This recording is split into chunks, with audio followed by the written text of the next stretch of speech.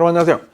2023학년도 수능을 대비하는 2022년 9월 모평, 근데 8월에 치러진 9월 모평 제5부로 시작합니다.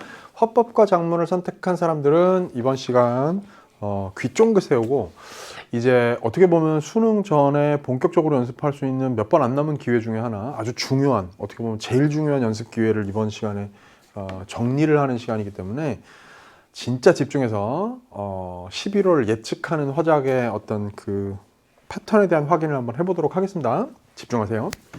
자, 늘 그런 얘기 제가 합니다. 화법과 작문은 맨날 똑같은 문제가 나와. 근데 똑같은 문제가 단 한 번도 나온 적이 없어. 이 역설적인 두 개의 진술 다 무슨 얘기인지 알아듣죠? 항상 반복되는 패턴이라는 게 정해져 있어. 세트의 구성, 그리고 그 자리, 35번 문제, 36번 문제, 37번 문제, 어떤 문제의 유형이 오는지 같은 게 거의 대부분 정해져 있단 말이지. 근데 한 번도 똑같은 문제가 나온 적 없다는 것은 당연히 소재가 바뀌기 때문이기도 하지만 문제의 유형이요, 조금씩 바뀌어. 그래서 똑같은 걸 묻더라도 살짝 다른 방식으로 묻는 그런 게 매 시험마다 있게 마련입니다. 어떤 시험이든 간에. 그러니까 수능이나 모평 같은 평가원에서 내는 화작 문제들은 너무나 당연한 얘기고요. 학평도요. 수능이나 모평의 문제 어떤 그 패턴을 따라갑니다만 그 안에서도 뭔가 새로운 시도 같은 것들이 조금씩 드러나게 마련이거든요. 자, 그런 점들을 유념하면서, 이게 왜 유념해야 될 중요한 점이냐? 결국에 올해 들어서로 만약에 국한한다면 작년 정도까지 묶어서 보는 게 더 좋고, 자, 6월, 9월 본수능, 6월, 9월 본수능 이렇게 놓고 2년치를 놓고 생각해 봅시다. 작년 6월, 작년 9월, 작년 본수능, 그리고 얼마 전에 치렀던 우리의 6월, 그리고 오늘 치른 9월.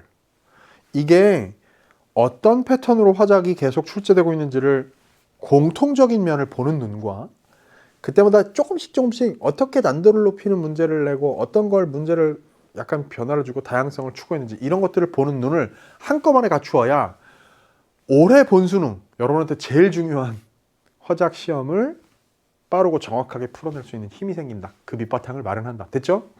근데 제가 총평에서도 얘기했습니다만 이번 오늘 치른 이 화작 문제들은 전체적으로 보자면 상대적으로 평이했다.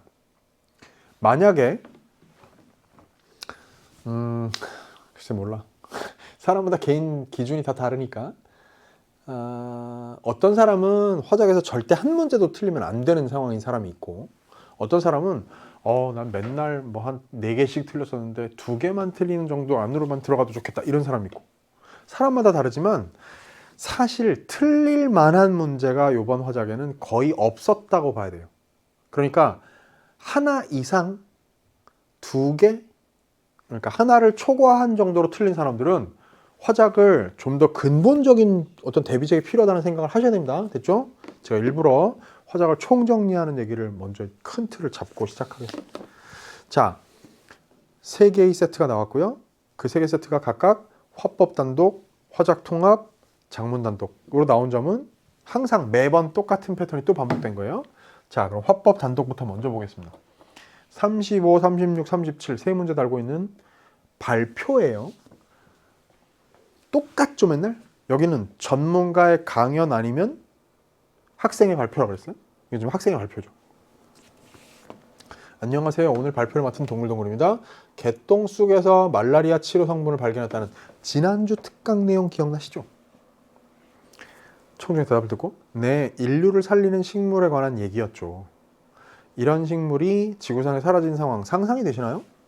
화면을 보여주면 나무의 경우 30%에 해당하는 종이 멸종 위기라고 합니다. 또 다른 조사 결과에 따르면, 화면을 보여주면 보시는 바와 같이 전체 식물 중 40%에 해당하는 종이 멸종 우려 수준이라고 합니다. 그래서 식물을 품고 있는 씨앗, 즉 종자의 보존은 중요합니다. 오늘 발표는 그 종자 보존과 관련된 내용입니다. 자, 제가 1문단을 일부러 한번 쭉 읽어봤습니다. 저 잘 읽죠? 헤헤. 그런 얘기하기 위한 게 아니야, 그지? 왜 했다고? 자, 항상 제 화작 해설들은 그렇습니다. 이 지문을 통째로 다 읽기 전에 문제를 전략적으로 해결하는 방법을 찾는 건데, 그럴 때 늘 얘기합니다. 첫 문단은요, 빠르게라도 일단 구조를 훑어보는 걸 하라고.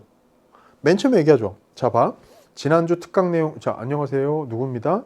이런 거, 지난주에 특강 내용 기억나시죠? 물어봤어. 맨날 얘기합니다만, 이렇게 뭔가, 지난주에 특강에서 배웠던 거 내용 기억나시나요? 우리가 뭐 소풍 갔을 때 봤던 뭐 기억나시나요? 자, 제가 지난 시간에 발표했던 무슨 내용 기억나시나요? 우리가 지난달에 지난 학기에 수업 시간에 뭐 배웠던 거 기억나시나요? 이런 얘기를 하는 건요. 맨날 뭐 하기 위해서? 청중과 공유하고 있는 경험을 언급하여 주의를 환기하고 있다. 이런 걸 선지를 만들기 위해서 일부러 집어넣는 거예요. 아시겠어요? 자, 봐. 다 보기 전에 물론 이거의 키워드를 선정해야죠. 자, 친숙한 사례로 개념 간의 차이를 부각한다. 비언어적 표현을 통해 청중의 행동 변화를 촉구한다. 발표 중간중간에 질문을 받으며 상호작용한다. 그 다음에 이해 정도를 확인하고 이어질 발표의 순서를 안내한다. 됐지? 그럼 봐요. 이 체크 포인트들 가운데 예를 들어서 비언어적 표현 같은 거는 뭘 봐야 된다고? 괄호를 본단 말이지. 괄호에서 화면을 보여주며 이거는 자, 또 정리 삼아 얘기해 봅시다. 저랑 공부할 때 개념에서 뭐 공부했어요? 개기일식 화작 공부한 사람들 알죠? 화법 대본에서 괄호가 하는 기능 3가지. 첫 번째, 이렇게 화면을 보여주며처럼 36번 문제와 관련되어 있는 시청각 자료 활용. 두 번째, 이런 거 질문 받고 뭐 이런 거 이렇게 해가지고 청중과 상호작용하는 거. 세 번째, 비언어적 표현, 반언어적 표현. 오케이? 그럼 봐. 괄호를 찾아봐야지. 거기에 보니까 손가락 2개를 펼쳐 보이며 있네. 손가락 2개 펼쳐 보여. 비언어적 표현이 있어요. 근데 그거 하면서 뭐야? 단 2나라 노르웨이와 우리나라에 있습니다. 이게 무슨 행동 변화를 촉구하는 거겠니? 말도 안 되지. 아웃. 그 다음에 중간중간에 질문을 받는다고요? 그러면 이 질문 상호작용도 괄호를 찾아야 되는 거네요. 청중의 대답을 듣고가 2번 나오는데 1문단에도 있고 2문단에도 있네요. 근데 청중의 대답을 듣고는 청중의 질문을 받으며가 아니죠. 청중한테 질문을 던지고 청중의 대답을 듣는 거야. 탈락이죠. 자, 이해 정도를 확인하는 것, 질문일 겁니다. 그러면 지금 여기서 우리가 청중의 대답을 듣고에 관련된 게 이런 역할을 하는 것일 수도 있어요. 근데 발표의 순서를 안내하는 건요. 자, 봐. 이어질 발표라고 했다 또? 더군다나? 이거는 맥락상 의미가 이제 중의적일 수 있는데 이거는 첫 부분에 이런 얘기를 하면서 앞으로 내가 할 발표, 지금부터 내가 할 발표의 순서를 안내하는 것일 수도 있고 아니면 되게 이례적인 경우지만 자, 제 발표는 여기까지고요. 다음에 제 바통을 이어받아서 다음 사람이 발표할 내용은 이런 순서입니다 라고 안내할지도 몰라. 그 둘 다 전자라면 1문단 끝부분을 봐야 되고요. 후자라면 이 대본 전체 끝을 봐야 되겠죠. 없어. 탈락이야. 됐지? 답이 될 수 있는 건 1번과 4번 뿐이다. 오케이? 그럼 보세요. 청중과 공유하고 있는 경험을 언급한다는 게 1문단을 훑어보라. 자, 이런 대본 다 읽지 말고 첫 부분은 보라 그랬지? 훑어보라 그랬지? 빠르게라도 그 구조를 보라 그랬어. 자, 지난주 특강 내용 기억하시나요? 아, 네. 그런 거와 마찬가지로 어쩌고 했으면 답이 나왔거든 이미. 그러면 사례로 개념 간의 차이를 부각하는지 아닌지는 내용 의존도가 높은 선지인데 진짜로 그런지 안 그런지를 다 확인하기 위해서 이 대본을 다 읽을 필요 없다는 거지. 왜? 답이 나왔으니까. 오케이? 좀 더 골라야 돼요. 됐어. 36번 갑니다. 다음은 발표자가 보여준 화면이다. 그랬어요? 시각자료 활용에 대한 설명으로 가장 적절한 것은 이랬네요. 여러분, 기출을 풀다 보면 항상 35번 문제는 대본 밑에 이렇게 좀 전에 이런 문제. 그지? 바로 분석하는 문제. 그 다음 36번이 이렇게 맨날 자료 1, 자료 2, 자료 3, 화면 1, 화면 2, 화면 3 이런 걸 통해 가지고 시청각 자료, 여기는 시각 자료 이런 걸 문제로 그 활용 방안에 관련된 거를 출제하고 있는 패턴이 계속 반복되고 있는 거 눈에 보이시죠? 이제 그 정도는 알고 있죠? 지금 봐봐. 지금 35번짜리 아마 이변이 없는 한 이 문제가 수능에도 이런 문제가 나올 거고요. 36번짜리 아마 이변이 없는 한 이런 문제가 나올 거고요. 이 유형 문제.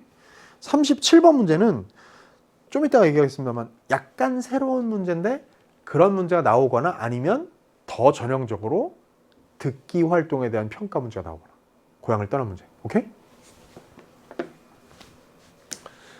정해져 있는 거란 얘기야. 뭐가 나올지를 알고 들어가야 된다는 거지, 시험장에. 그냥 파도야 밀려오너라 대응해주마가 아니라 어떤 파도가 올지를 알고 있어야 된다고. 자, 봐요. 지금 이 36번을요 1문단을 쭉 다 읽어가면서 그런 다음에 35번 풀고 나서 36번 또 가서 또 1문단 보고 이러지 마. 뭐 해야 돼? 아까 1문단을 구경하면서 네, 지난주 특강 내용 어쩌고 했을 때 35번 다 바로 골라낼 수 있어야 되고요. 그 다음에 거기에서 화면을 보여주며 기억, 니은 화면을 보여주며가 나오니까 그걸 바로 이 문제 해결과 바로 연동할 수 있어야 돼. 왜? 결국 그게 기억에 제시한다, 기억에 제시한다, 니은에 제시한다. 이게 문제 선지로 나오니까. 기억, 니은, 디귿. 이게 지금 1문단에 기억, 니은, 3문단에 둘째 줄에 디귿 나오거든. 결국 이거예요. 오케이? 대개의 경우 화면 1에서 기억에서 이거 보여주고 니은에서 이거 보여주고 디귿에서 이거 보여주잖아 보통. 그지? 자, 그럼 그 맥락만 봐야 되겠죠. 보세요. 이런 식물이 지구상에 사라진 상황 상상이 되시나요? 한 다음에 기억 화면을 보여주며 이제 요걸 겁니다. 나무의 경우 30%에 해당하는 종이 멸종 위기라고 합니다. 오케이? 이거야. 진짜 국제식물원 보존연맹에서 2021년에 조사한 자료에 따르니까 이제 대본에는 안 나와 있지만 여기는 이제 출처를 명시한 건데 전체 나무들 이제 이거 그래픽이죠. 그림 중에서 30%에 해당되는 게 멸종 위기에 처한 나무라고 나와 있네. 맞죠? 그러면 화면 1은 매년 나무 종이 얼마나 감소하고 있는지를 보여주는 자료로 기억해 주셨다. 오! 여러분 정신 똑바로 차리세요. 이 문제에서 벌써 낚인 사람들 굉장히 많을 거야. 설렁설렁 막 넘어가다 보면요. 1번 맞네. 적절한 것 1번. 고마워. 1번에 답이 나오네. 이러고 틀려. 안 돼. 왠지 아세요? 여기에 함정이 교묘하게 하나 파였어. 매년. 오케이? 자, 매년 나무종이 얼마나 감소하고 있는지를 보여주는 자료로 기억해 주셔야 한다면 이거는 1년에 30%씩 줄어든다는 얘기야. 그런가요? 거기 1문단의 내용 보세요. 나무의 경우 30%에 해당하는 종이 멸종 위기라고 합니다. 그러면 현재 전체 나무 종 중에서 30%가 멸종 위기다 이거지 매년 그만큼 줄어든다는 얘기는 아니란 말이야. 오해하지 마세요. 이거 덜컥 답을 1번으로 고르는 사람 큰일 나. 화작은 이런 거 속으면 나중에 집에 와서 엉엉 울어요. 아시겠죠? 이번 화면 1은 멸종 위기의 나무 종 중에서 종자가 보존되고 있는 종의 비율을 보여주는 자료로 기억해줘. 여기에 이게 무슨 이 비율이 종자가 보존되고 있는 비율이에요? 아니지. 그러니까 이게 아니라는 건 선생님 다 읽어봐야 되는 거 아닙니까? 아니죠. 기억의 제시에 따랐으니까 기억의 앞뒤 거기에만 확인해가지고 이 얘기가 맞는지 틀린지 보면 돼. 틀렸잖아. 자, 그 다음 봅니다. 그럼 지금 기억은 즉 화면 1은 기억에서 왜 보여주는 거야? 전체 나무 종 가운데 얼마나 되는 비율의 나무 종이 멸종 위기에 처해 있는가를 보여주기 위해서 기억에다 제시한 거야. 화면 1을. 됐지? 그 다음 보세요. 또 다른 조사 결과에 따르면 그 또 다른 조사가 이제 영국 왕립식물원 2020년 조사인데 니은 화면을 보여주면 보시는 바와 같이 전체 식물 중 40%에 해당하는 종이 멸종 우려 수준이라고 합니다. 자, 전체 식물 가운데 멸종이 우려되는 식물이 40%다라는 걸 보여주는 아주 단순한 자료 아니야. 이거 있잖아요. 화작에서 힘 되게 뺀 거다. 이거 여기 담겨있는 정보 양 얼마 안 되고요. 여러분들 괴롭히지 않으려고 쉽게 풀라고 아주 힘 뺀 거야 지금. 되게 단순한 자료 아니에요. 여기 함정이라고 해봤자 뭐 이런 거 매년 이런 거 판 것 뿐이거든. 자, 3번 화면에는 전체 멸종 우려 종에서 식물 종이 차지하는 비율을 보여주는 자료. 속아 넘어가면 안 된다. 여러분 보세요. 1번 선지 아까 요거에 낚이면 안 되고요. 그 다음에 3번 선지에서 눈여겨봐야 되는 게 논리적인 사고를 하세요. 이거는 전체 멸종 우려 종 중에서 식물이 40%가 아니라 전체 식물 가운데 멸종이 우려되는 식물이 40%라고. 이 말 그 섬세한 차이 아시겠죠? 멸종 우려 종에서 식물 종이 차지하는 비율이 아니라 전체 식물 종 가운데 멸종이 우려되는 식물의 비율을 얘기한 거야. 그래서 3번은 답이 되면 안 되지. 오케이? 자, 그럼 이제 4번, 5번은 디귿에 관련된 건데, 화면 3에 관련된 건데, 우리나라 종자보관 시설 해가지고 여기 있어요. 거기에 디귿 부분인데 3문단 끝에 보세요. 이제 그게 시드볼트라고 해가지고 종자 금고라고 이제 하는 게 2문단에서 소개를 했는데요. 저도 TV에서 전에 얼마나 됐을까? 그렇게 오래 안 된 것 같은데 한 6개월쯤 됐나? 모르겠다. TV에서 언제 소개하는 걸 봤는데 깜짝 놀랐어요. 아, 여기 이런 게 있구나. 와. 근데 이거 지금 이 시설이거든? 진짜 전 세계에 거기 나오죠. 두 군데. 우리나라랑 노르웨이에 있대. 거기 지하로 내려가지고 거기 이런 게 있어. 종자들을 막 보관하고 있죠. 이제 인류 미래에 엄청나게 중요한 자산입니다. 이거 시설입니다. 근데 지금 그거에 대한 소개를 흥미롭게 하고 있는 건데요. 자, 거기 보세요. 인류의 미래를 지키는 데 일조하고자 지은 우리나라 종자 금고는 경북 봉화군에 있습니다. 화면을 보여주면 디귿이죠. 화면 속 건물 아래쪽에 보이는 공간이 저장고가 있는 지하의 모습인데 외부 영향을 최소화하기 위해 지하의 종자를 보관하고 있습니다. 그랬어요. 이렇게 지하에도 종자를 보관. 외부 영향을 최소화하기 위해서. 자, 4번 선지 봅니다. 화면 3은 외부 영향을 최소화하기 위해 종자를 지하에 보관하고 있음. 이라는 게 방금 읽은 그거잖아. 디귿 기호 있는 거 바로 뒤에 그런 설명 나와 있네요. 보여준 자로 디귿 주셨는데 딩동댕 너무 맞는 말이지. 뭐 이게 왜 맞는지 설명하기도 힘들어. 거기 3문단 둘째 줄 이후에 셋째 줄, 넷째 줄에 있는 내용이니까. 그냥 그대로 갖다 놨어요. 이거는요, 정답 준 거지, 그냥. 36번, 얘다, 넣어라. 이렇게 주는 거예요. 이거 싫어야, 퇴! 반사! 이러면 안 돼. 받아 먹어줘야 돼. 5번, 화면 3은 지하 종자 저장고의 위치가 종자의 발화 상태에 따라 달라짐을 보여준 자로 디귿. 디귿 보세요. 그런 얘기가 어디 있는가? 그 뒤에 따라오는데 그런 얘기 있나요? 없지? 5번 틀렸다. 답은 4번이다. 됐죠? 자, 37번 갑니다. 그러면 이제 요게요, 생각해보자. 요 자리가 두 가지가 가능성에 대해서 제가 얘기했습니다. 첫 번째, 요렇게 나올 가능성 있다 이거지. 일종의 심리형이야 사실은. 두 번째가 뭐냐면, 그러니까 이런 문제, 이런 방식으로 이런 걸 물어본 게 처음은 아니에요. 기출들의 과거에 있었습니다. 그런데 최근 들어서 이렇게 물어보는 건 꽤 신선합니다. 이게 뭘 문제는 좀 이따 얘기하고, 두 번째는 뭐냐면 사실은 여기에 더 전형적으로 많이 여러분들이 익숙하게 우리가 만나왔던 건 이른바 고향을 떠난 문제, 곶더문이라고 우리가 불러온, 그냥 여기다가 학생 1, 학생 2, 학생 3의 반응을 적어놓고 얘네들의 듣기 활동을 분석한 것으로 학생 1은 뭘 하면서 들었군 어쩌고 하는 거 있지? 맨날 그거. 그럼 그거는 지문을 안 읽고 문제를 풀 수 있어. 그래서 고향을 떠난 문제라고 불렀던 거야. 근데 이건 그렇게 나온다면 고맙죠. 근데 이건 이 문제는 딱 보는 순간 이거는 고향을 떠난 문제가 아니구나라고 감을 잡아야 돼. 왠지 아시죠? 봐봐. 이 문제는요, 여기에 A에 들어갈 청자의 질문이 뭐냐를 추론하라는 건데, 보세요. 발표 잘 들었습니다. 그런데 듣고 나서 궁금한 점이 생겨 질문합니다. 그런 다음에 A야. 그랬더니 중요한 건 이거죠.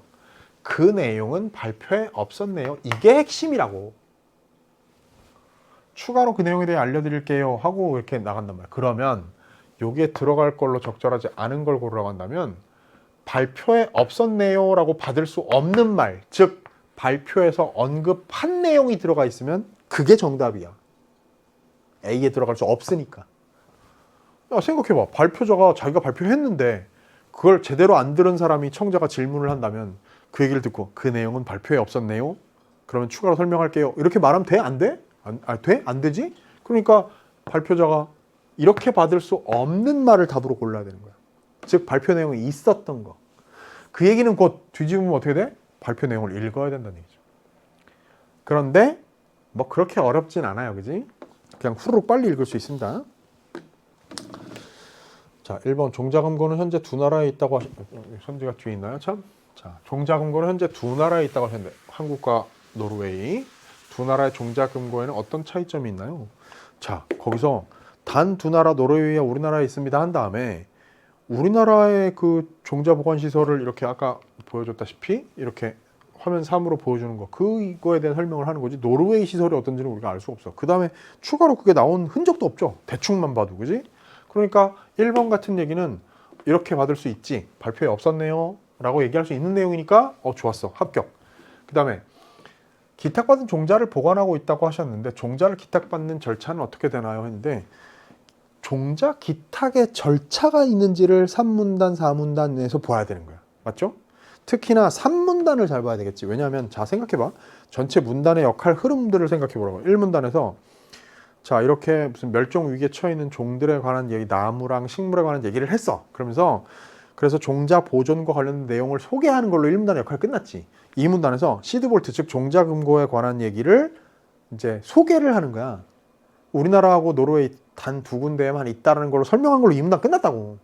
3문단에서 경북 봉화군에 있는 우리나라 시드볼트 종자 금고에 관한 설명을 막 해. 4문단은요. 이게 얼마나 의의가 있고 중요한지에 관한 얘기를 하면서 발표를 마무리하는 거야. 그러니까 실제 여기서 37번 문제를 풀기 위해서 조회해야 될 부분은 3문단밖에 없다라는 걸 흐름을 구경하면서 감지를 해야 되는 거라고. 그럼 거기에는 기탁받아 4,000종 넘게 보관하고 있다는 얘기를 했는데 기탁받는 절차 얘기는 없으니까 2번도 합격. 됐지? 3번 현재 보관 중인 종자 규모를 말씀하셨는데 4,000종에 관한 얘기 했습니다. 넘게 보관하고 있다고 했으니까 종자 규모 말씀했죠. 네, 종자 금고에는 우리나라 종자만 보관하나요? 했습니다. 근데 그러면 이제 중요한 거는 요거는 말씀했다 치고 그 다음에 요 얘기가 있는지 없는지에 관한 걸 봐야 되는 거 아니야? 그럼 보세요. 거기에 4,000종 얘기 앞에 우리나라뿐만 아니라 외국의 종자도 기탁받아 4,000종 넘게 보관하고 있는데 이랬거든. 그러니까 이 말은 우리나라 종자만 보관하나요? 그러면 어떻게 대답해야 돼? 아, 그 내용은 발표에 없었네요. 하지 말고 어떻게 돼야 될까? 발표 내용을 제대로 안 들으셨네요. 아까 뭐라 그랬죠? 다른 나라 것도 있다고 했죠? 이래야 되는 거야. 답이 3번이죠. 적정한 온도를 유지해 종자를 보관한다고 말씀하셨는데 적정 온도는 어떻게 되나요? 적정 온도가 몇 도인지가 만약에 여기에 있다면 숫자가 눈에 팍 보일 텐데 안 보인다고. 4,000여 종 할 때 4자밖에는 나머지 숫자가 뭐 있는 게 없나? 있나? 없지? 자, 맞고 합격이죠. 발표 내용이 없었잖아. 종자 공고에 보관된 종자는 특수한 상황이 아니면 반출하지 않는다고 하셨는데 반출된 경우가 있나요? 자, 특수한 상황이 아니면 반출하지 않는데 식물의 멸종이나 자생지 파괴 등을 대비해 보관하고 있기 때문입니다 라고 3문단 끝이 끝났어. 근데 반출했던 경우가 현재까지 있었는지에 대한 얘기는 없으니까 그런 궁금증이 생길 법도 하네요. 그럼 이건 합격. 그치? 자, 보세요. 요렇게 무슨 질문을 던져. 그럼 그 질문에 대해서 뭐라고 답을 해. 이렇게 발표자가 한 답을 근거로 해서 여기로부터 이거를 추론하는 문제가 과거에 있었죠. 대표적으로 옛날 기출 중에 여러분 왜 예산대와 관련되어 있는 문제 같은 게 있어. 찾아보면 있습니다. 그게 언제였는지는 좀 정확하게 기억은 안 납니다. 자, 그런 식의 문제 같은 거에서 다루었던 유형이긴 한데요. 이 문제는 결국 그러면 읽어야 되는데 그렇다고 해서 전체를 다 읽을 필요는 없다. 3문단의 내용 핵심을 가지고 이런 게 있었는지를 빠르게 훑어보는, 그리고 특히나 예를 들면 종자 규모라든지 또 뭐 이런 거 얘기할 때 그 또 어디 있어? 적정 온도라든지 이런 거 3, 4번을 체크하기 위해서 숫자를 빨리 찾는 것. 그것도 매지가이로 숫자가 있는지를 빨리 찾는 것. 그것도 되게 유용한 전략이 된다는 사실을 기억해두면 좋겠습니다. 됐죠? 자, 이렇게 화법 단독 세트가 끝났습니다. 시드볼트 종자 금고에 관한 재밌는 얘기 시간 날 때 읽어보시고요. 자, 38에서 42까지 이게 빅 세트야. 앞에를 최대한 빨리 해결해야 되는 스피드 그룹이라고 한다면 여기를 제가 뭐라고 불러요? 주의력 그룹이라고 부릅니다. 정신 똑바로 차려야 돼요. 이거 그냥 안 읽고 어떻게 해보려고 하는 생각 되도록 버리라 이거죠. 다만 각 문항에서 핵심적으로 검토해야 될 사항들을 빨리 추출하는 전략적인 접근은 반드시 필요하다 했습니다. 자, 일단 세트 문들을 보세요. 가은은 학교 신문의 시를 글의 초고야. 그래서 청소년의 펜 상품 소비가 우려된다 라는 글을 초고를 썼단 말이야. 지금 가가 있어요. 그 다음에 나는 가를 수정하기 위한 대화이라고 했어요. 그때 대화는요, 뭐 여러분 제가 개념 때부터 여러 차례 얘기했습니다만 그때 대화는 대개의 경우 야, 밥 먹었어? 맛있었어? 뭐 이런 얘기를 하는 대화는 아니야. 어제 텔레비전 봤어? 야, 재밌더라 그거. 이런 대화가 아니라고.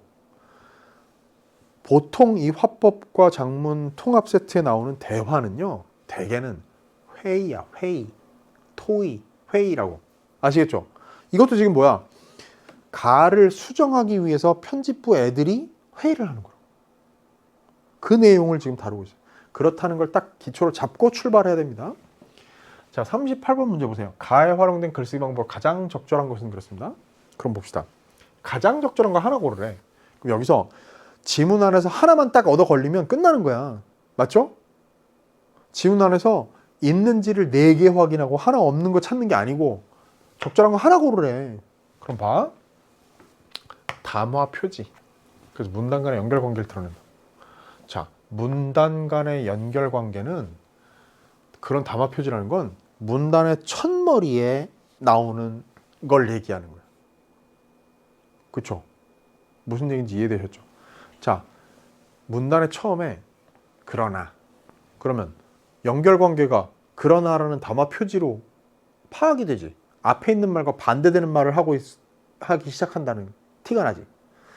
따라서 이러고 시작하면 앞에 말들을 이유로, 원인으로, 근거로 삼아서 어떤 결론에 도출하게 되는지를 다루는 문단이 되겠구나라는 걸 알 수 있게 되지. 그럼 봐. 보세요. 이 문단 처음 봐봐. 하지만. 그럼 앞에 말과 다른 얘기를 하려는 건가 봐.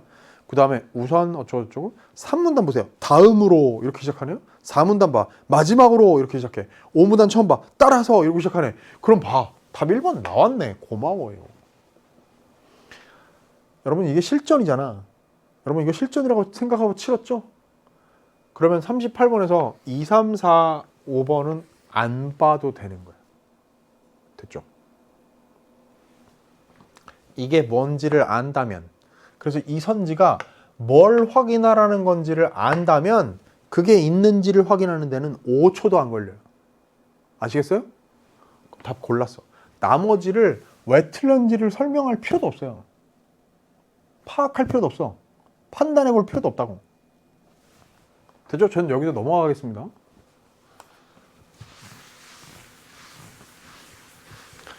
근데 생각해봐. 그래, 또 보충 설명 좀 하자.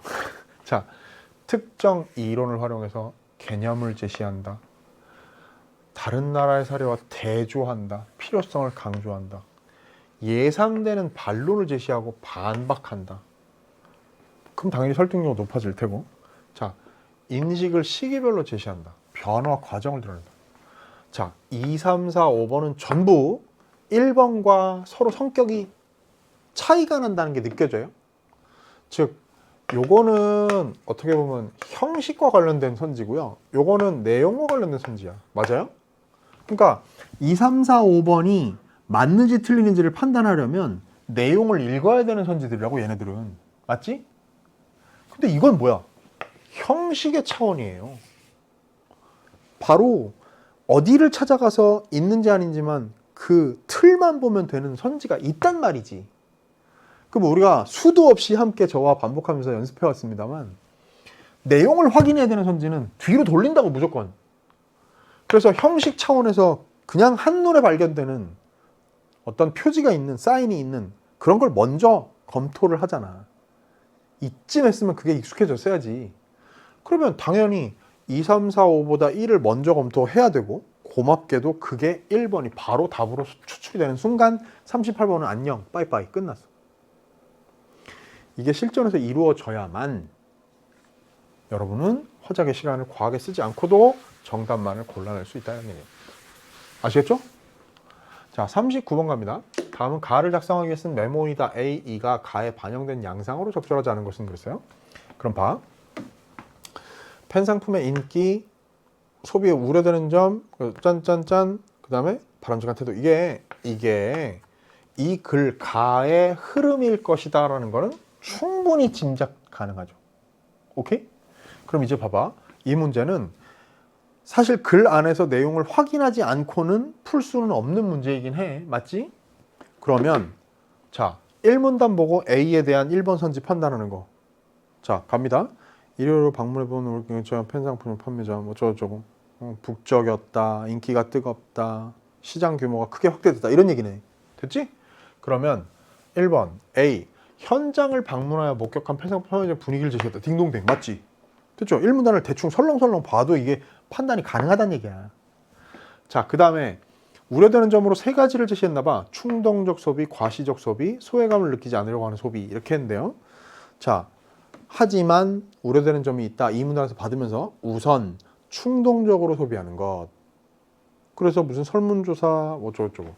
자, 글쓴이 자신의 경험을 근거로 들어 충동적인 팬상품 소비 태도에 대해 미중 이게 뭐야? 자신의 경험을 근거로 했어요? 설문조사 기억에 윗줄 그어놓은 거? 설문조사 결과를 근거로 했지. 답을 2번으로 골랐어. 됐지? 실전에서는 끝났어. 실전이라면 이거 그냥 2번에 답 나왔으니까 그냥 넘어가면 돼. 됐죠? 그런데 여기서는 또 좀 더 보자. 그 다음이 다음으로 과시적 소비도 문제로 지적된다. 사회학자 아무개가 뭐 드러난 장르죠. 자, 전문가의 견해를 이용했죠. 사회학자 아무개. 그래가지고 팬 상품을 과시적으로 소비하는 행위의 심리적 원인을 제시했어. 자, 걔가 뭐라 그랬어? 사회학자 아무개 교수가 그 사람이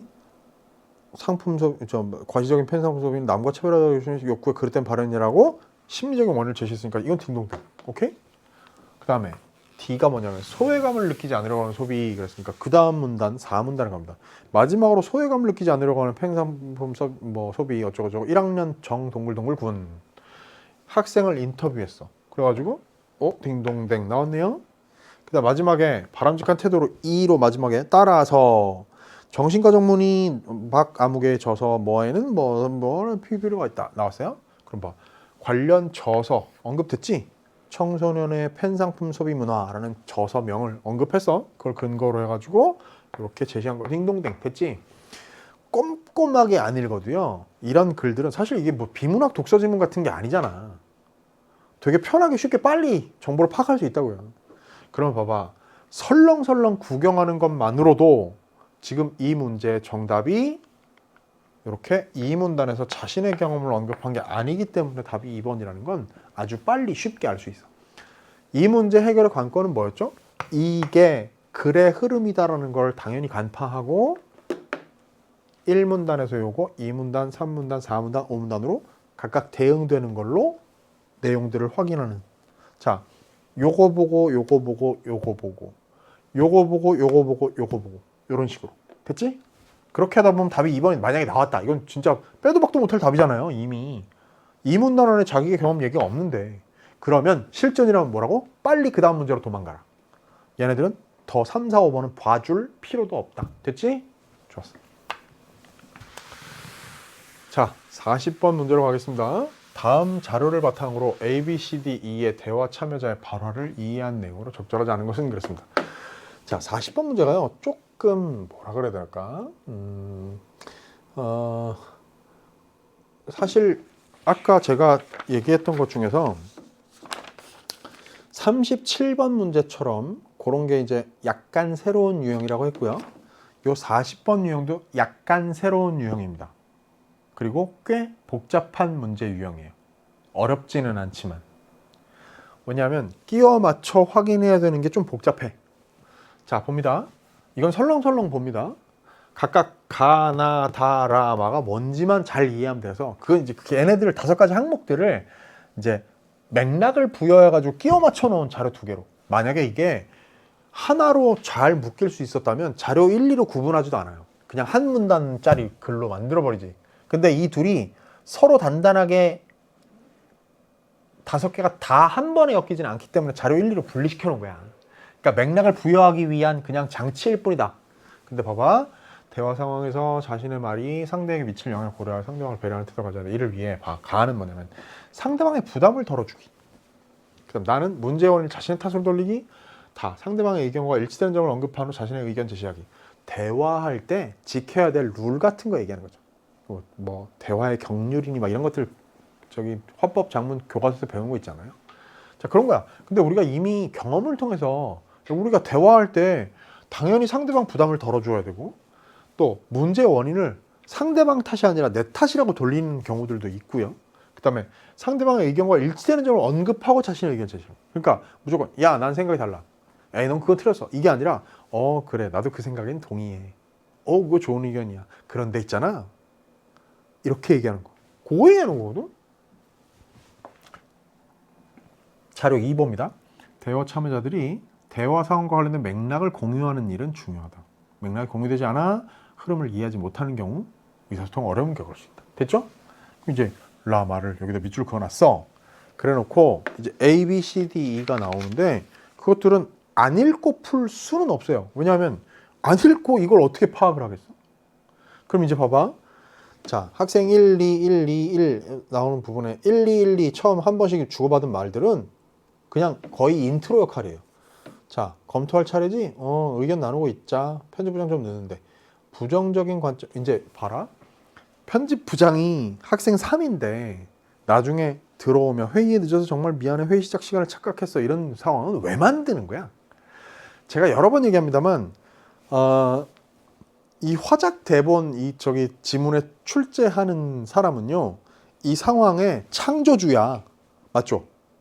그러니까 이 상황을 문제에 써먹을 필요가 없는 어떤 결절은 만들지 않는다고 애초에. 왜 도대체 회의 시간을 착각해서 늦는 애, 그것도 더군다나 그게 편집부장인데 왜 늦는 애, 지각하는 애를 상황을 설정하냐 말이야. 문제에서 만들려고. 왜? 뭐 대화의 흐름을 이해하지 못하는, 맥락을 공유하지 못하는 애가 있게 만드는 거지. 그런 장치라는 거예요. 아시겠죠? 자, 근데 부정적인 관점의 내용만 제시했던데 그러니까 앞에서 우리가 문제 풀면서 38번, 39번 보면서 느꼈던 뭐 과시적 소비, 충동적 소비, 뭐 소외감 느끼지 않는 소비 이런 부정적인 왜 팬덤에서 뭐 그런 거 여기 지금 그 용어들은 사용하지 않았지만 우리가 흔히 쓰는 언론에 보도되는 용어들로 여러분이 많이 쓰는 거는 왜 무슨 뭐라 그러지? 연예인 굿즈 뭐 그지? 그런 거 얘기하는 거지. 그지? 자, 그런 것들의 그 부정적인 면만 다루었던데 바람직한 그 태도로 바꿨으면 좋겠어서 나는 부정적인 면을 부각했다 이렇게 썼다고 이제 학생 2가 얘기를 한 거야. A 부분 봅니다. 근데 긍정적인 면도 있잖아. 정서적 만족감 느낄 수도 있고 그거 같이 사는 친구들끼리 친밀감 있을 수도 있고 좀 더 균형 있게 제시하자라고 학생 1이 얘기했더니 학생 2가 그래 그거 동의해. 하지만 우려되는 점이 더 커 보여. 부각하는 게 맞지 않을까? 이렇게 얘기했거든. 자, 봅니다. A에서요. 학생 2의 발화. 지금 A 부분의 두 번째죠. 학생 2의 발화는 상대방과 의견이 다름을 제시하기 전에 그러니까 즉 우려되는 면을 부각하는 게 더 적절하다고 생각하는 자기의 생각 그 상대방과 학생 1과 차이점이 있는 자기 의견을 제시하기 전에 공통되는 의견부터 말하고 있죠. 뭐라고 얘기하는가 하면 긍정적인 면이 있다는 의견에 동의해. 이렇게. 그러면 요거에 해당되지. 다에 해당되지. 딩동댕. 좋았어. 그랬더니 이제 B로 갑니다. 늦어서 미안해. 그랬더니 괜찮아. 이제 막 시작했어. 라고 했네요. 학생 1이 괜찮아. 이제 막 시작했어. 이러니까 회의에 늦은 것을 상대방의 탓으로 돌리지 않고 있죠. 그럼 나에 해당한대. 그러면 자기 탓으로 돌린 건가? 괜찮아. 이제 막 시작했어가 자신의 탓으로 돌린 거예요, 이게? 아니잖아. 답이 2번이에요. 뭐 어렵지 않지. 자, 고맙게도 답이 2번이 찾아졌다면 실전에서라면 빨리 다음 문제로 도망가라. 됐죠? 3, 4, 5번 선지 검토할 필요도 없다. 자, 그런데 이제 여기서 봅시다. C 가니까 너도 두 관점 모두 제시하는 게 낫다고 생각해? 다짜고짜? 그랬더니 뭔 소리야 어리둥절하고 뭐 두 관점이 뭔데? 이렇게 되는 거죠. 그럼 봐봐. 학생 3의 발언은 상대방의 물음에 대한 답변을 하는 대신 되묻고 있죠. 두 관점이라는 게 무슨 말이야? 이렇게 되묻고 있어. 그러니까 그게 대화의 흐름을 이해하지 못한 경우에 해당한다. 딩동댕. 왜? 지금 들어왔으니까. 굿즈 그 상품 판매에 대해서 긍정적인 측면과 부정적인 측면 두 가지 관점을 다 제시하는 것 그것에 대해서 어떻게 생각하냐는 의견을 다짜고짜 물으니까 두 관점이 뭐냐고 묻는 거잖아. 마에 해당되는 거 맞죠? D로 갑니다. 방금 전까지 이런 걸 논의하는 중이었어. 배경 설명해 주는 거잖아. 그랬더니 맥락을 공유하는 일인 거죠. 그건 배경 설명이니까. 자, 그랬더니 그래? 그러면 야 선한 영향력 미치는 무슨 기부도 하고 어쩌고 하니까 두 관점 모두 글에 담자라고 자기 의견을 학생 3이 얘기했어요. 그러면 질문의 형식을 활용해서 뭐라고? 담아줄 수 있어? 라고. 그러니까 명령형으로 표현했을 때보다 부담을 완화한다는 점에서 가에 해당한다. 자, 편집부장이라고 해서 두 가지 관점을 다 균형 있게 다뤄 라고 명령형으로 얘기하는 것보다 다뤄줄 수 있겠어? 라고 하니까 듣는 학생 2의 입장을 배려해 주면서 부담을 완화해 주는 거 맞잖아요. 당연히. 오케이. 좋았어. 그러면 답을 2번으로 쉽게 찾을 수 있습니다. 됐죠? 자, 그럼 이제 41번 문제로 가는 거야. 기억과 나의 대화상을 고려할 때 기억이 뭐냐면요. 2020년에 실시한 설문조사에 따르면 약 67%가 충동적으로 팬 상품을 산 적이 있다고 응답했다라고 했거든요. 자, 그 다음에 나의 대화 상황을 고려할 때 A에 들어갈 말 그랬습니다. A가 이제 그 A, B, C, D, E 좀 전에 풀었던 40번 문제를 푸는데 동원됐던 대목들 이후 부분인데요. 사실 이게 이렇게 A, B, C, D로 묶어놓은 부분까지가 그러니까 지금 자 보세요. 나가 이렇게 크게 보면 세 덩어리예요. 첫 번째 학생 3이라는 그 저기 애가 늦게 오게 된 상황 설정. 우리 먼저 진행하고 있자면서 부정적인 의견만 제시했네. 뭐 이거에 대한 얘기 인트로. 이게 첫 번째 한 덩어리고요. 이제 이게 1번 첫째 덩어리입니다. 그다음 두 번째 덩어리가 A, B, C, D, E로 제시해가지고 이게 두 번째 덩어리가 바로 40번 문제를 만들기 위한 덩어리였어. 그 다음에 끝나고 난 다음에 자 듣고 보니 내가 너무 우려되는 점만 강조하려 한 것 같아 에서부터 끝까지 여기가 세 번째 파트죠. 근데 이제 요 세 번째 파트가 바로 뭐하고 관련 있는가 하면 41번하고 42번 문제하고 관련 있는 거야. 그러니까 요거는 40번 문제와 관련 있는 거고 이렇게 역할을 분담한다니까요. 자, 그랬을 때 41, 42번 문제를 여기가 어떻게 분담하고 있는지를 생각해 봐. 자, 그럼 이제 수정하자 하면서 제목을 어떻게 수정하자. 그 다음에 초고의 세부 내용 검토하면서 이 문단에서 어떻게 하자. 그 다음에 뭐 또 검토할 마지막 문단에 어떻게 하자. 이런 걸 차례대로 제시를 하거든. 그게 42번이 왕창 더 많은 부분을 담당하고 41번은 그 중에 A라고 묶여있는 요 구멍 뚫어 놓은 부분 거기에 들어갈 말에 해당되는 거니까 그 앞뒤 맥락만 딱 보는 되는 거죠. 그거만 이제 지엽적으로 지금 이 41번 문제에서 다루고 있는 요 한 부분인데 그게 뭐냐면 자 같은 문단에서라고 했습니다. 같은 문단이라는 건 그 위에 이 문단에서에 해당되는 거야. 같은 문단에서 설문조사 자료를 인용할 때 빠뜨린 게 있어 라고 했어. 그럼 자 거기 기억이 뭐야? 2020년에 이 문단에서 2020년에 실시한 설문조사에 따르면 약 67%가 충동적으로 팬 상품을 산 적이 있다고 응답했다 이랬는데 중요한 게 거기 A 부분에 빠뜨린 게 있어 하고선 뭘 빠뜨렸는지를 얘기해야 될 거 아니겠어. 그러니까 그 다음 바로 이어진 내용이 설문조사 자료의 내용을 믿기 어려운 문제가 있겠구나 확인해서 수정할게 이랬거든.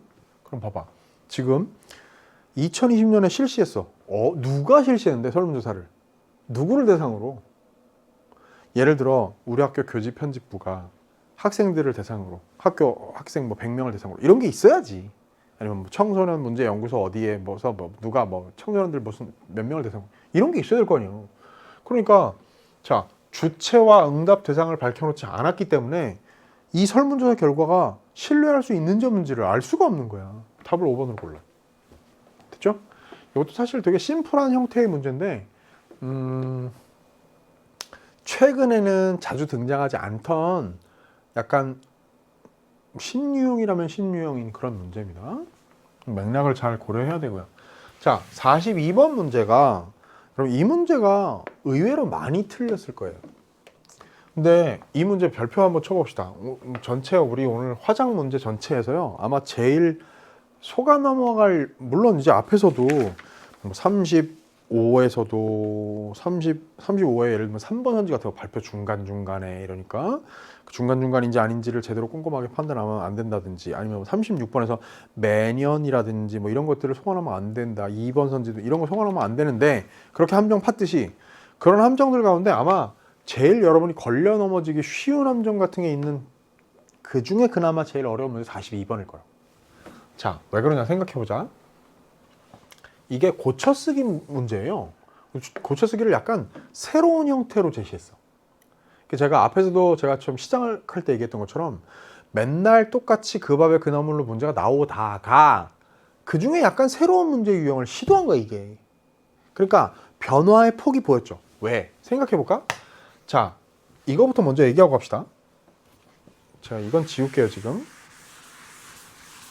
세 번째 파트 아까 얘기했던데 이 세 덩어리 거기 지문의 나에서 중간 이후 부분을 가지고 42번이 쭈루룩 담당하고 있다. 이게 지금 핵심으로 제일 덩치가 큰 그 부분을 담당하는 문제다라는 얘기를 한 걸로 여기 효용 끝났습니다. 자, 보자면 이런 얘기죠. 봐봐.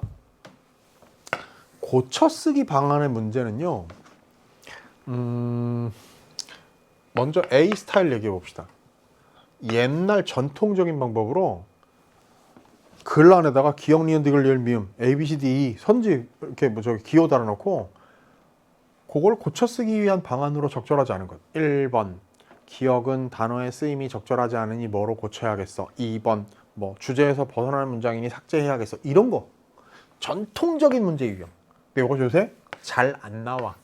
아예 안 나온 건 아니지만 자주 등장하지 않는다. 두 번째 B 유형이라는 게 지금 최근 가장 많이 나오던 스타일 뭐냐 하면 이게 이런 거죠. before, after. 뭐냐? 자, 뭐 편집부장이 무슨 수정을 요청했어. 그랬더니 마지막 문단이 이렇게 바뀌었어. 그럼 before가 원래 있던 마지막 문단이고 after가 보기에 제시된 새로운 변화 이후의 글이야. 아니면 반대로 원래는 이런 글이었는데 이렇게 바꾸어 놓은 거래 지문이. 그렇다면 뭐가 어디가 바뀌었느냐? before, after를 통해 가지고 달라진 부분을 파악하는 거. 이게 지금 고쳐쓰기 단계에 해당되어 있는 제일 많이 나오는 문제 유형이죠. before, after. 오케이? 자, 이렇게 묻는 방식에 약간 변형의 그 세부 하위 분야로 이런 분야 저 유형도 있어요. 요런 점을 고쳐줘 했을 때 제일 적절하게 고친 것. 이게 결국 다 똑같은 얘기야. 요런 점을 고쳐줘 했을 때 가장 바르게 고치라는 걸 고르라는 거나 A가 B로 바뀌었을 때 before, after를 비교할 때 어떤 게 가가 나로 바뀌었을 때 가와 나의 차이점이 뭐냐를 파악하는 문제는 결국 같은 거거든. 이렇게 물어보나 저렇게 물어보나. 그게 지금 이 두 번째 유형이라는 거죠. 자, 이게 바로 세 번째 유형. 오케이? 이건 사실 앞에서 다뤘던 특히나 이런 거하고 다를 게 없어. 근데 근본적으로는 그렇긴 한데 얘가 약간 독특한 새로운 신유형이라고 말할 수 있는 건 뭐냐면 여러분들 여태까지 기초에서 이런 걸 많이 안 봤죠. 뭐 대화 안에 뭘 어떻게 뭐가 잘못됐으니 뭘 고치자를 명시하고 다 제시를 해놓고 그걸 확인 종합만 하는 선지들을 구성해놨어. 그래놓고 여기 틀을 줬지. 제목에 대해서, 처음 부분에 대해서, 중간 부분에 대해서, 끝 부분에 대해서. 그러니까 거기에 아까 얘기했던 이 나에서 후반부의 지문에 제시되어 있는 얘네들의 회의 내용을 적절하게 여기에다가 반영 정리가 되어 있는지를 파악해야 되는 그런 새로운 유형이라고. 이해되셨습니까? 좋았어요. 그러면 가장 적절한 거 하나 고르라 그랬습니다. 난도를 확 끌어내려주기 위해서 적절하지 않은 걸 고르라고 해서 맞는 거 4개씩이나 주지 않고 하나만 적절한 거 고르래. 쉽게 해준 거죠. 자, 제목도 그에 맞게 수정 부탁했는데 그에 맞게라는 게 무슨 얘기야? 결국 얘네의 핵심은 부정적인 방향으로만 진술한 학생 2의 방향을 얘네가 회의 결과 바꾸기로 한 거 아니야. 거기에 초고를 썼던 학생 2도 동의한 거잖아. 그러니까 제목도 균형되게 양쪽 시각이 다 드러나게 고쳐줘야지. 그러면 청소년의 펜상품 소비가 우려된다라는 제목을 청소년 펜상품의 뭐 명과 암, 빛과 그림자 뭐 이런다든지 장점과 단점 뭐 이게 다 양쪽에 균형 잡힌 시각이 드러나야 돼. 근데 청소년의 펜상품 소비 문제점과 해결 방안 이렇게 하면요 긍정적인 측면의 관점은 반영이 안 돼 있는 제목이라고. 그래서 1번은 탈락이란 말이야. 자격 미달이에요. 아셨어요? 2번 봅니다. 2014년도 국내 펜상품 시장 규모에 관한 정보를 추구한다는 거기에 이런 얘기 나온다. 자, 다음으로 초고의 세부 내용을 검토해보자. 이 문단은 충동적 소비를 다루고 있잖아. 그러니 마지막 문장에 일회성 소비라는 표현은 적절해 보이지 않아. 다시 보니 그렇네. 문단 중심된과 어울리는 표현으로 교체할게. 요거는 어디에 해당되는 건가 하면 3번 선지와 관련된 거다. 볼래? 자, 이 문단에서 충동적 소비에 관한 얘기를 했어. 그래가지고 뭐 설문조사 결과 얘기했고 아까 그건 이제 기억은 이제 41번 관련된 거서 좀 부실한 근거 제시이긴 했는데 그러고 나서 이러한 일회성 소비는 잘못된 소비 습관의 형성으로 이어질 수 있다. 그러니까 충동적 소비에 대해서 얘기해야 되는데 왜 일회성 소비가 나오냐고. 그러니까 거기에 일회성 소비라는 표현 적절하게 보이지 않아. 그럼 알겠어 수정할게. 그러면 일회성 소비를 과시적 소비로 고치는 게 아니라 어떻게 해야 돼? 충동적 소비라고 고쳐야 돼요. 그러니까 얘도 탈락이란 말이야. 왜 이걸 답으로 잘못 고르냔 말이지. 그 다음 A 구멍 뚫어놓고 만든 41번 문제 있는 부분이 지나가고 그 다음에 자료 내용을 더 검토할 부분이 있을까? 마지막 문단에 글의 초점에서 벗어난 내용이 있으니 삭제가 필요해 보여. 맨 끝에 기업이 디자인과 실용성을 갖춘 펜상품 판매하는 일이 선행되어야 한다는 마지막 문장은 아까 제가 요거 얘기하면서 얘기했던 글의 주제에서 벗어나 통일성을 해치는 문장이라서 삭제해야 된다라는 걸로 전형적으로 언급되는 그런 식의 문장이죠. 위에 논지하고 무관한 내용을 덧붙여놨어. 그러니까 그거는 삭제가 필요해 보여 그랬거든요. 그럼 봐요. 마지막 문장의 내용은 삭제를 한다 이렇게 하면 되는 건데 기업의 사회적 책임에 관한 내용으로 교체한다? 틀렸지. 그냥 없애면 된다고. 그 답 5번이 될 수가 없는 거야. 그럼 답은 2번 아니면 4번이네? 자, 거기에 이런 얘기 나온다. 펜 상품 좀 끝에 가서 학생일이 펜 상품 시장의 규모가 확대되었음을 강조하려면 비교 기준이 되는 해에 펜 상품 시장의 규모를 밝혀야 할 것 같아. 그래서 무슨 얘기냐? 1문단에서 국내 펜 상품 시장 규모는 2020년 기준 약 2,200억 원으로 어마어마하다, 그지? 2014년과 비교해 크게 확대되었다. 그러면 지금 거기서 뭐라고 했어? 비교 기준이 되는 해가 몇 년을 얘기해? 2014년을 얘기하죠. 그 2014년에 펜 상품 시장의 규모가 얼마인지를 밝혀야 2020년까지 한 6년 흐르는 동안 몇 배로 혹은 몇 퍼센트 얼마나 더 성장했구나를 알 수 있게 된단 말이야. 근데 그게 제시되어 있지 않으니까 그걸 보완하자는 얘기이기 때문에 그럼 보세요. 2014년도 국내 펜 상품 시장 규모에 관한 정보를 추가한다. 이게 1문단 처음 부분에 해당되는 1문단에 해당된 내용으로 맞지요? 답이 2번이에요. 그러고 나서 알겠어 그럼 그렇게 할게 하고 그냥 마무리가 돼버린단 말이지. 그럼 결국 봐. 이거 왜 틀렸는지 아까 설명했고요. 이거 왜 틀렸는지 설명했어요. 과시적 소비가 아니라 충동적 소비로 고쳐야 되고요. 그 다음에 이거 왜 틀렸는지 설명했죠. 그냥 삭제해야 되니까. 근데 4번은 왜 틀렸을까? 펜 상품 소비가 과소비로 이어진다는 내용을 추가한다고요? 이런 걸 추가하자는 얘기가 여기 안에 있어서 없었어? 없다고. 나하고 무관해. 그죠? 자, 그렇다면 답을 2번으로 고를 수가 있어야 된다. 이 문제 주의하자 이거죠. 이 문제 유형을 잘 기억해놔. 오케이? 우리는 이른바 뭐 대단한 사건까지는 아니지만 신유형을 눈앞에 지금 보고 있습니다. 고쳐쓰기 방안에 관한 문제를 이렇게도 출제할 수 있다는 것을 보여준 새로운 사례예요. 아셔야 돼. 몇 가지 고쳐쓰기 단계에 해당되는 문제 유형들을 언급했습니다. 신유형에 주목해둘 것. 됐죠? 좋았어. 자, 마지막 세트 장문 단독으로 갑니다. 43, 45. 가는 글쓰기를 위한 학생의 생각이고 나는 가를 바탕으로 쓰는 학생의 촉구에 대한 물어보시오. 제가 이런 얘기 하죠. 장문이요.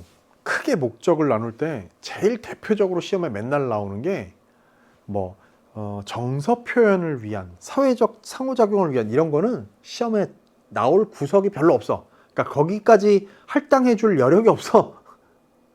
왜? 장문은 2세트밖에 안 나올 건데 화작 통합에서 지금 가운데 세트에서 하나 지금 여기 나온 것처럼 가글 같은 그런 글이 하나 나와야 되고요. 그 다음에 지금 여기 다룰 43, 45 장문 단독 세트에서 하나 나올 거. 그럼 장문 2가지 나오는데 사회적 상호작용이나 정서 표현의 글이 나올 가능성은 별로 높지 않아요. 그러면 결국 뭐 나온다? 화작 통합에서 여기 지금 현재처럼 뭔가 주장을 담은 글, 설득을 목적으로 하는 글이 나온다면 장문 단독에 가서는 정보 제시를 목적으로 하는 거예요. 정보 전달을 목적으로 하는 거예요. 반대로 화작 통합에서 정보 전달을 목적으로 하는 글이 나왔다면 장문 단독에서는 설득을 목적으로 하는 거예요. 이렇게 두 개가 밸런스를 보통은 맞춘다 이거죠. 그러면 지금 여기는 가가 지금 38, 42에서 가가 주장을 담은 글이 왔기 때문에 설득을 목적으로 하는 글이 나왔기 때문에 여기에는 뭐라고?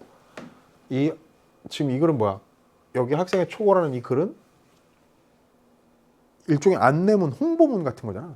그죠? 그래서 정보 전달을 목적으로 하는 걸로 밸런스가 맞춰져 있습니다. 이런 것까지 볼 줄 아는 눈이 여러분한테 필요해요.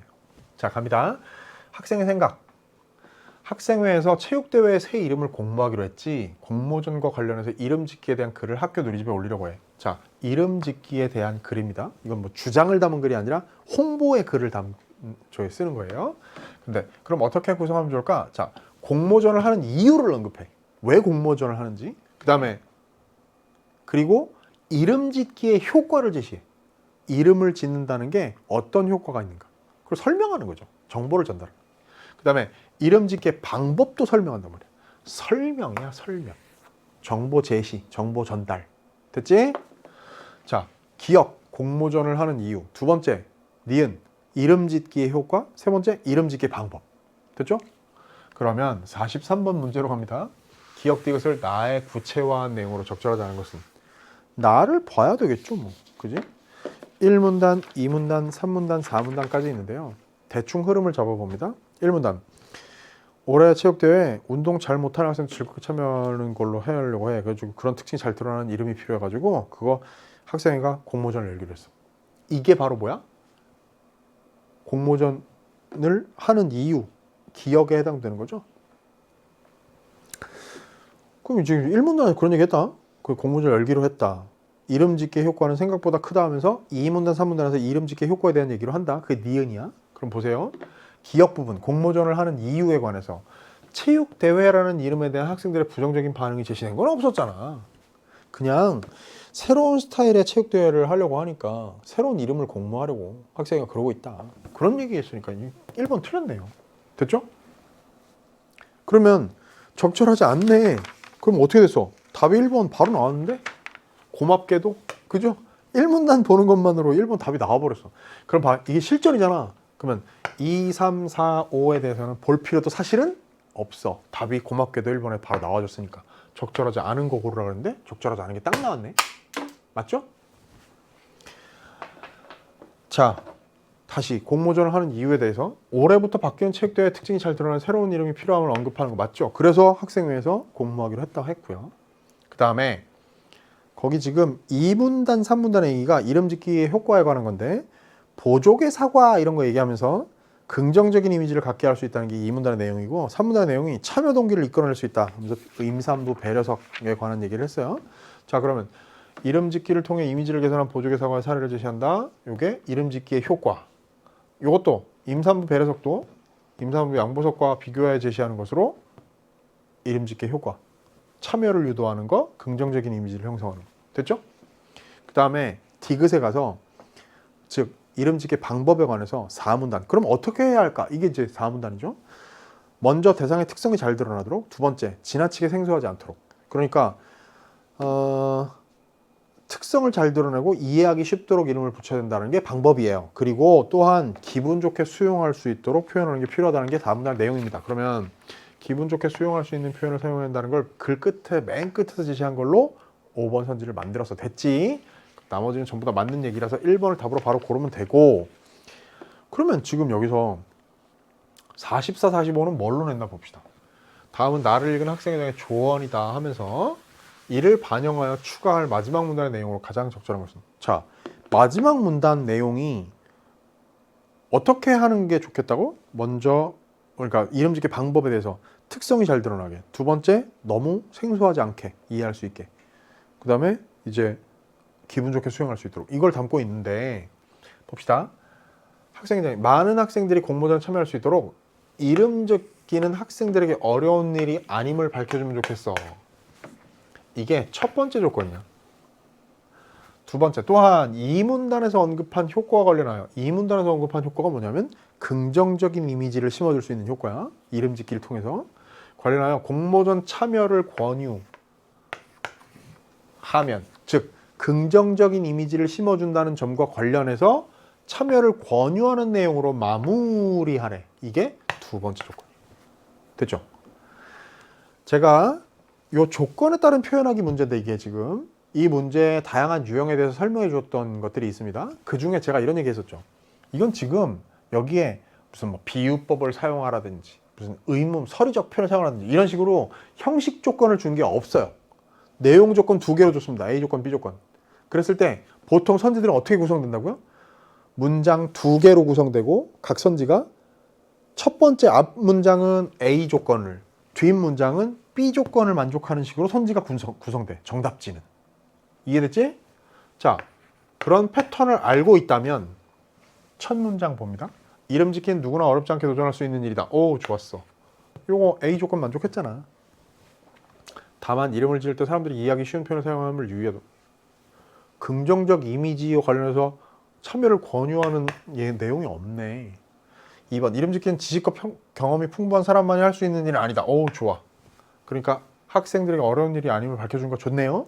그 다음에 자, 원활한 의사소통을 위해 이름 짓기 효과를 이해하고 그 방법을 활용해보자. 원활한 의사소통 얘기가 아니라 긍정적 이미지 형성을 얘기하는 건데 이 문단에서 언급한 효과는 3번 지나치게 생소한 이름은 사람들에게 수용되지 않을 수 있다. 이거는 지금 이름 짓기가 학생들에게 어려운 일이 아님을 밝히는 것하고 무관하죠. 자, 이렇게 되면요 이 선지는 바로 탈락이야. 뒷부분은 사실 안 봐도 돼. 이 뒷부분은 긍정적 이미지를 느낄 수 있는 이름을 지어 공모에 참여하면 좋지 않을까? 요거는 됐다. 요거는 만족을 했지만 이 앞 문장이 A 조건을 만족 못 해가지고 답이 안 되는 거예요. 4번 볼까? 이름 짓기는 대상을 새롭게 바라보게 한다라는 건 아무나 할 수 있다, 어려운 일이 아니다라는 내용이 아니잖아. 올해 새롭게 바뀔 예정된 챔피언 이름이 지어진다면 최대한 많은 학생들이 적극적으로 참여할 것이다.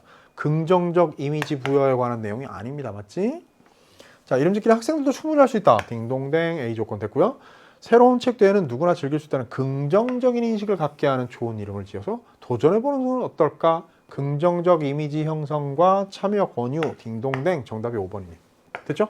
그리고 제가 마지막 덧붙여 얘기합니다. 많은 경우 실제로 문제를 만들어 보면 이렇게 조건에 따른 표현하기 문제의 경우에는 조건들을 충실하게 다 지킨 정답지 가장 적절한 거 하나 고르라고 할 때 정답지가 흔히 가장 길어진다. 그죠? 그래서 답 길이 순서대로 늘어놓았을 때 5번 제일 긴 정답지로 정답이 구성될 가능성이 매우 높다. 아니면 적어도 4번 정도로 길어질 때가 많다. 만약에 길이의 역순으로 배치를 해놓는다면 1번이 제일 긴 선지일 테니까 1번이 답일 가능성이 제일 높다. 상대적으로 확률적으로 그렇다는 얘기입니다. 무조건 답을 5번으로 고르라는 얘기가 아니고요. 됐죠? 근데 이제 적어도 이런 건 있지. 시간에 쫓겨. 지금 이게 44번 문제니까. 시간이 없어. 어떡하지? 그럴 때 조건에 따른 표현하기 문제네? 그러면 조건이 이 두 가지네? 좋았어. 그러면 뭐부터 본다고? 5번부터 보는 거야. 왜? 답일 가능성이 제일 높으니까. 5번이 딱 봤더니 만족을 다 했다? 답 고르는 거지. 1, 2, 3, 4는 4, 3, 2, 1은 안 보는 거지. 시간 없는데? 확률을 이용할 줄도 알아야 된다는 거예요. 자, 마지막 문제 45번 보겠습니다.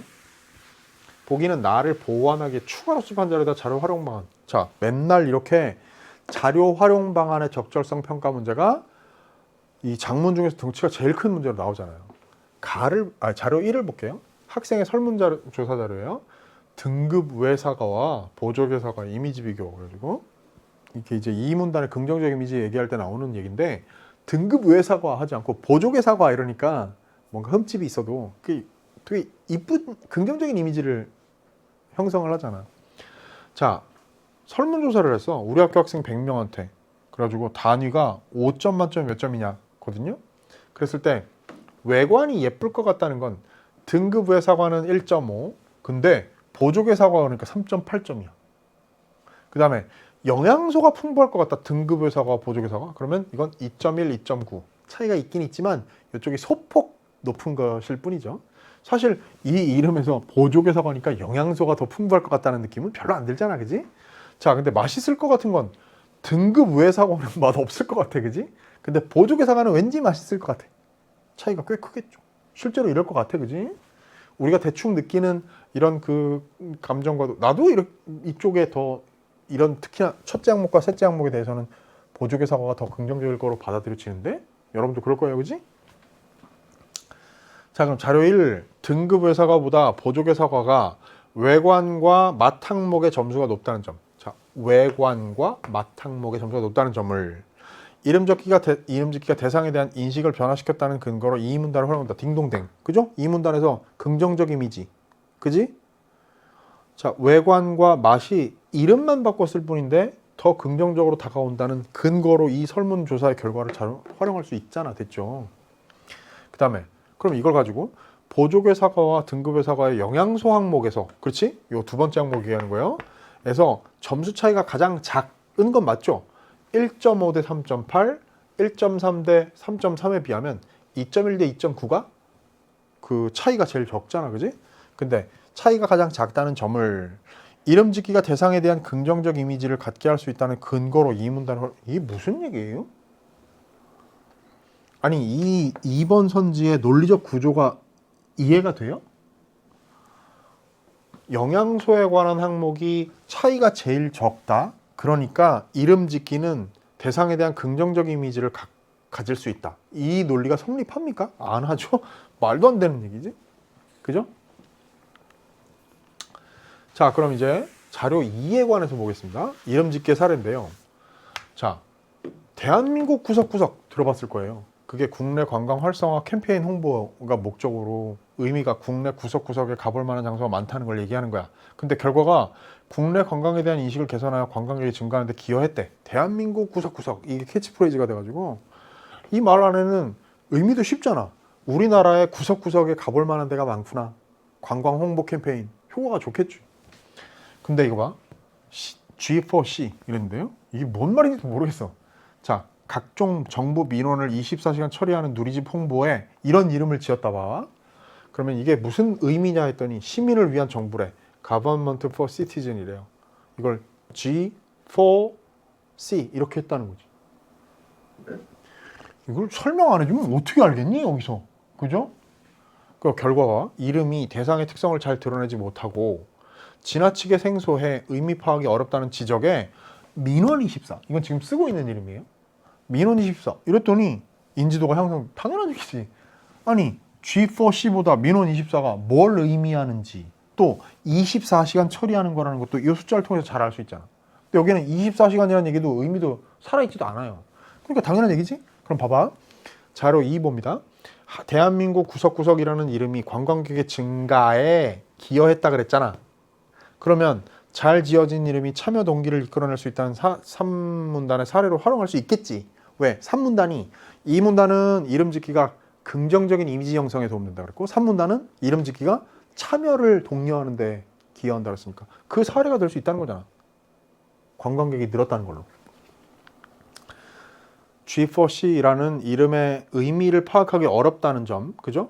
의미 파악이 어렵다는 점을 이름이 지나치게 생소하여 사람들에게 받아들이지 않은 사례로 4문단을 활용합니다. 자, 4문단에서 지나치게 생소하지 않아야 한다는 이게 4문단에 있으니까 그 사례로 이걸 쓴다? 적절하네요. 진짜 잘못 지은 이름의 대표적인 거겠지.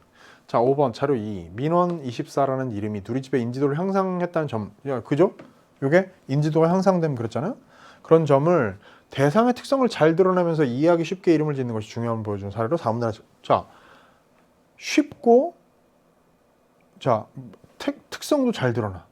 그러니까 이게 특성도 드러나지 않고 어렵다는 점을 뒤집은 거니까 민원24는 특성도 잘 드러나고 의미도 어렵지 않은 거지. 그러니까 이게 잘 지은 이름이고 이건 잘못 지은 이름이다. 그러면 5번처럼 얘기할 수 있는 거잖아. 이 자료를 가지고 5번처럼 활용할 수 있겠죠. 오케이? 좋았어. 자, 그러면 우리가 답을 골랐습니다. 화법과 작문 마무리할게요. 여러분, 문제들 중에서 특별히 여러분이 눈여겨봐야 될 게 몇 개 있습니다. 그거 언급하고 정리하고 한번 가죠. 전체적으로 보면 어땠다? 화작은 다소 평이한 편이었다. 그런데 선생님 저는 잘 못 봤어요. 어떻게 하면 좋죠? 괜찮아. 연습이잖아. 그런데 수능에 가서 요 정도 급으로 쉽게 만약에 내준다면 고맙습니다 인사하고 득달같이 정답으로 달려갈 수 있는 여러분이 돼야 된다. 그러기 위해서는 예를 들어 35나 36번에 있는 아주 얕은 함정들은 피해갈 수 있어야 되고 아까 제가 다 언급했습니다. 3839404142는요. 지문의 구성과 문제 역할 분담에 대해서 보는 눈이 있어야 돼. 그래야 효과적으로 문제를 풀 수 있다. 예를 들어 39번 문제를 문단 흐름에 따라서 선지를 검토한다든지, 또 41, 42가 나중에서도 후반부의 역할 분담에 의해서 어떻게 문제가 구성되어 있는지, 뭘 봐야 되는지를 확인한다든지, 이런 요령이 있으면 훨씬 더 쉽게 헤쳐나갈 수 있다. 42번 나름대로 신유형이라서 잘 봐두라고 했고요. 43, 44, 45는 새로운 유형이라고 볼 수는 없으나 각 문항 유형마다 어떤 점에 착안해서 정답을 쉽게 골라내야 되는지를 익숙하게 이제는 진짜 답 쉽게 잘 빨리 골라낼 때도 됐다. 예를 들어 44번 문제 같은 경우 내용 조건 2개를 줬을 때 선지가 2개의 문장으로 구성될 것이며, 첫 문장은 첫 조건을, 두 번째 문장은 두 번째 조건을 만족하는 식으로 정답지가 구성된다. 그걸 알고 있으면, 출제의 원리를 알고 있으면 답을 훨씬 더 확신해서 고를 수 있고, 또 더군다나 그 문제 유형의 경우 대개 제일 긴 쪽에서 답이 나온다. 그러면 이제 5번부터 검토해나가면서 훨씬 더 시간을 단축할 수 있는 요령도 생긴다 이거죠. 자, 이해됐죠? 자, 이런 문제 유형별 전략들을 꼼꼼하게 잘 알고 자동적으로 여러 가지 초식들을 자기가 발휘할 수 있는 그런 단계에 올라가야만 화작의 달인이 되어서 화작이 여러분의 고득점, 국어 목표 달성, 나아가서 대학 입시의 성공을 결정짓게 해주는 든든한, 좋은 선택이었다. 아, 화작 잘 골랐다. 든든한 버팀목이 되어줄 수 있을 거란 얘기입니다. 너무 어려워하지 마시고요. 마지막으로 제가 한번 다시 이야기합니다. 혹시 화작을 무턱대고 여태까지 풀어온 학생이라면 2023 수능 개념의 개기일식에서 화작 파트 단 8강입니다. 그 안에 제가 모든 노하우 다 담아놨으니까 꼭 급한 학생이라면, 화작을 기초로 잡아야 한다면 꼭 들으시기 바랍니다. 자, 3부, 4부, 5부 저랑 함께 공부하면서 문학과 화작 완벽하게 정리하고 분석했으리라고 생각합니다. 총평에서 얘기했습니다만 여러분들 하루 종일 필적 확인란에 적었던 별이 더욱 밝은 빛으로 반짝일 때, 그러니까 바로 지금 이후 수능까지의 여러분의 알찬 하루하루일 것이고요. 나아가서 그래서 성공적으로 수능을 치르고 난 이후 여러분들에게 기쁨의 나날이 바로 여러분들의 별이 더욱 밝은 빛으로 반짝이게 될 때라고 믿으면서 즐거운 마음으로, 기쁜 마음으로 하루하루 알차게 보내도록 합시다. 끝까지 응원합니다. 고생 많았어요. 안녕.